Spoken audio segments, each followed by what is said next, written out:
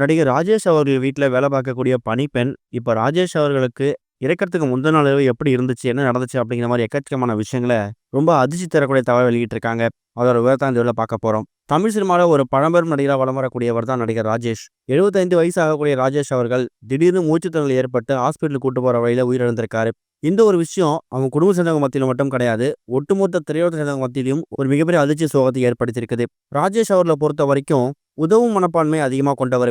அதுல குறிப்பா மனிதர்கள்கிட்ட ஏற்றத்தாழ்வு அப்படிங்கிறது இருக்கக்கூடாது அப்படிங்கிறதுல உறுதியா இருக்கக்கூடியவரு.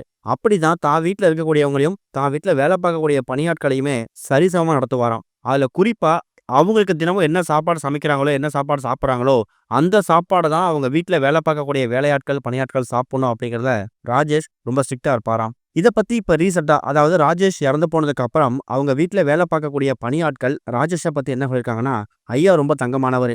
அம்மா இறந்து போனதுக்கு அப்புறமா பல வருஷங்கள் ஐயா தனிமையில தான் இருந்தாரு. ஐயாவ பொறுத்தவரைக்கும் எங்க ஷூட்டிங் போனாலும் சரி, என்ன வீடியோக்கு இன்டர்வியூ போனாலும் சரி, சரியான நேரத்துக்கு வீட்டுக்கு வந்து டைமுக்கு சாப்பிட்றணும். நான் வரேன் இந்த டைமுக்கு வந்துருவேன். சாப்பாடு ரெடியா இருக்கணுங்கிற மாரி ஃபோன் பண்ணி சொல்லிடுவாரு. அதுக்கேத்த மாரி நாங்க சாப்பாடு ரெடி பண்ணி வச்சுடுவோம். ரொம்ப ஆரோக்கியமான உணவுகள மட்டும் தான் எடுத்துப்பாரு. தீய பழக்கங்கள் அப்படிங்கிறது அவர்கிட்ட கிடையவே கிடையாது. எல்லாரையும் சரிசமமா நடத்தக்கூடியவரு. நாங்க என்ன சாப்பிடுறோமோ, அதத்தான் நீங்களும் சாப்பிடணும்னு சொல்லிட்டு, பக்கத்துல உட்கார வச்சு சாப்பிட சொல்லுவாரு. தீபாவளி, பொங்கல்னு வந்தா அவங்க வீட்டுக்கு எப்படி புது துணி எடுக்கிறாங்களோ, அதே மாரி எங்களுக்கும் காசு குடுத்து புது துணி எடுக்க சொல்லுவாரு. இல்ல எடுத்து வந்து குடுப்பாரு. ஏற்றத்தாழ்வு அப்படிங்கிற விஷயத்த நான் ராஜேஷ் ஐயாட்ட பார்த்ததே இல்லங்கிற மாதிரி தான் அவங்க வீட்ல வேலை பார்த்த பணியாட்கள் ரொம்ப எமோஷனலா ஷேர் பண்ணியிருக்காங்க.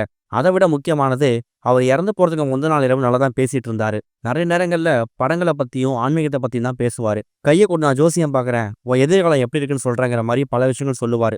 அவர் கணிச்சு சொல்லக்கூடிய பல விஷயங்கள் நடந்திருக்குது. முந்தின நாள் இரவும் அதாவது அவர் இறக்க போறதுக்கு முந்தின நாள் இரவு கூட எப்பவும் நல்லா தான் பேசிட்டு இருந்தாரு. காலைல சீக்கிரமா வந்துருங்க. நான் கொஞ்சம் வெளில போணும்னு சொல்லிட்டு இருந்தாரு. அவரு எங்கள வழி அனுப்பிட்டு தூங்க போனாரு. மறுநாள் காலைல வந்து பார்த்தா, அவர் இறந்து போயிருக்காரு அப்படிங்கிற செய்தி எங்களுக்கு வருது. உண்மையாவே அவர் இறந்து போயிட்டாரு அப்படிங்கிற விஷயத்த இப்போ வரைக்கும் என்னால நம்ப முடியலங்கிற மாதிரி தான் அவங்க வீட்ல வேலை பார்க்கக்கூடிய பணியாட்கள் நடிகர் ராஜேஷ் அவர்கள பத்தி எமோஷனலா பல விஷயங்கள ஷேர் பண்றாங்க. இவங்க சொல்ற மாதிரியே ராஜேஷ் அவர்கள பொறுத்தவரைக்கும் மனிதர்களுக்கு இடையில ஏற்றத்தாழ்வு இருக்கக்கூடாது அப்படிங்கிறதுல அவர் உறுதியா இருக்கக்கூடியவரு. குறிப்பா நெறைய பேர் வாழ்க்கையில ஒளி ஏத்தி வச்சிருக்காரு. நம்பிக்கை குடுத்திருக்காரு. ஆரம்பத்துல ட்ரிபிள் கேன்ல ஒரு ஸ்கூல்ல வந்து ஹிஸ்ட்ரி வாத்தியாரா தான் அவர் வேலைக்கு ஜாயின் பண்ணியிருக்காரு. அந்த ஹிஸ்ட்ரி வாத்தியாரா இருக்கும்போது தான் இவருக்கு நடிப்புல ஆர்வம் ஏற்பட்டு சினிமா பக்கம் வந்து அந்த ஆசிரியர் வேலைய விட்டுட்டு முழு மூச்சா சினிமால இறங்கியிருக்காராம். சினிமால இறங்குன ராஜேஷுக்கு ஒரு மிகப்பெரிய வெற்றி முகம் தான் கிடைச்சிருக்கு அப்படிங்கிறத நம்ம ஏத்துக்கிட்டு தான் ஆகணும்.